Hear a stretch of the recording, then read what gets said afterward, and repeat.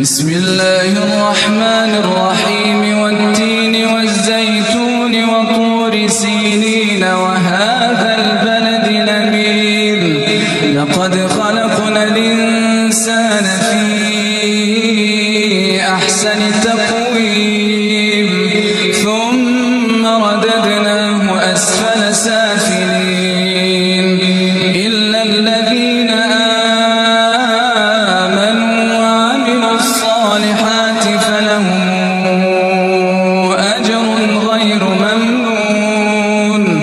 فما يكذبك بعد بالدين أليس الله بأحكم الحاكمين بسم الله الرحمن الرحيم اقرأ باسم ربك الذي خلق خلق الإنسان من علق اقرأ وربك الأكرم الذي علم بالقلم علم الإنسان ما